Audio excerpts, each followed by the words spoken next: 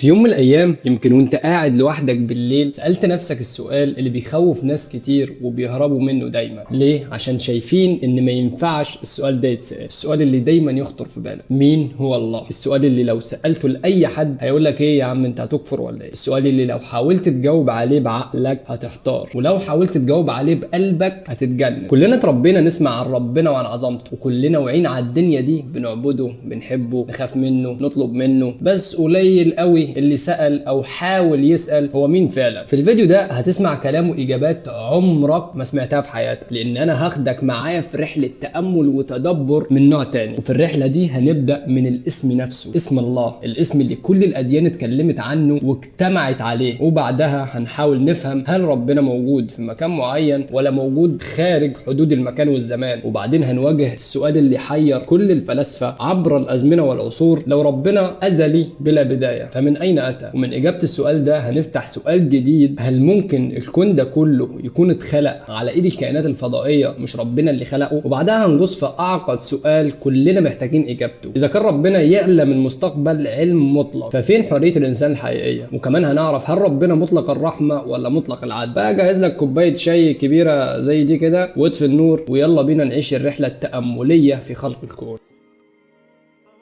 اسم الله مشتق من اللغة العربية، وأصل الاسم ده إنه فريد ومش بيقابله أي اسم تاني في أي لغة تانية، وعشان كده لو أي حد اتكلم بأي لغة في العالم هتلاقيه بيقول الله. ورأيي الشخصي إن اسم الله هو الاسم الأعظم الجامع لكل صفات الكمال، وإن الاسم ده مستحيل يكون جاي من بشر زينا أو من حضارة، لأن اسم الله توقيفي، وده معناه إن إحنا ما نقدرش نخترع أو نشتق الاسم ده من عندنا. والقرآن بنفسه ذكر اسم الله أكتر من 2000 مرة، وده أكبر دليل إن الاسم ده مش مستحدث ولا مشتق، بل اسم رباني من الوحي الإلهي. أما عن الاسم فهو بيجمع كل صفات الجلال وصفات الجمال، لأنه المعبود بحق وكل الأسماء الحسنى بترجع له، زي ما اتذكر في سورة الأعراف ولله الأسماء الحسنى فادعوه بها. وخلي بالك إن فطرة الإنسان بتشهد بده، لأن لو دورت هتلاقي إن كل الأمم حتى اللي ما وصلهمش الإسلام كانوا عارفين إن في إله هو اللي خلق الكون، زي ما الآية الكريمة بتقول ولئن سألتهم من خلق السماوات والأرض ليقولون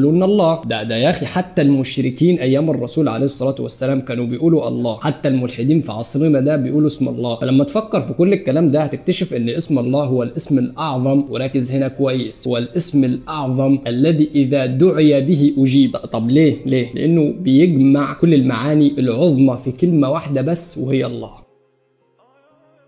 طب هل ربنا موجود في مكان معين؟ يعني خلينا في البدايه كده نفترض اصلا اننا عارفين يعني ايه مكان، يعني خلينا نضحك على نفسنا شويه، لان المكان اصلا مفهوم مرتبط بالمخلوق وبالحدود. فهل ينفع اصلا نسال عن وجود خالق المكان ده جوه المكان؟ انت فاهم انا قصدي ايه؟ ربنا مش محدود بجهه ولا بزمان معين، لانه سبحانه وتعالى لو كان له مكان يبقى كده المكان اتوجد قبله، ودي استحاله تحصل. وده يخلينا نقطع العرق ده ونسيح دمه ونجاوب على السؤال الغلط ده بالايه الكريمه اللي بتقول ليس كمثله شيء، وده فيما معناه ان ربنا منزه عن المكان والجهه والحدود، لان المكان نفسه من مخلوقات ربنا، وكمان ده يوصف ربنا سبحانه وتعالى بالعلو المطلق والعظمه. وخلي بالك ان الرحمن على العرش استوى بعلمه، يعني ربنا في كل مكان بعلمه، لان زي ما قال علي بن ابي طالب كان الله ولا مكان. واجابه السؤال اللي فات ده تاخدنا لسؤال تاني، او خلينا نقول تناقض تاني، اللي هو اذا كان ربنا ازلي ومالوش بدايه فجه منين ومين خلقه؟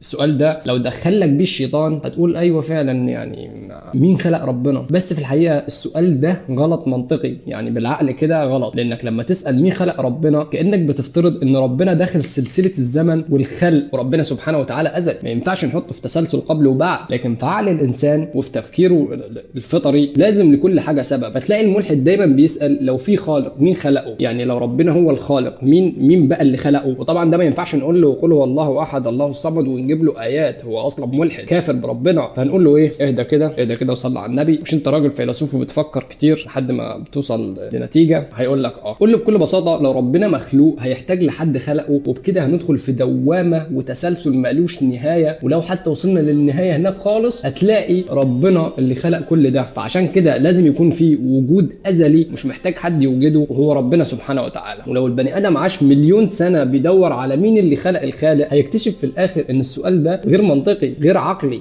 وانه اصلا بيسأل عن سبب لحاجة مش محتاجة سبب. ولازم كل مسلم فينا يكون مؤمن ان ربنا سبحانه وتعالى قبل الوجود، لانه سبحانه وتعالى ولا كائن ولا مكون، وعقلنا الصغير ده مستحيل يعلو ويوصل للتخيل والمراتب دي. اذا ربنا ملوش بداية، من عنده بدأت كل البدايات. وبكده فاضل معانا 4 أسئلة.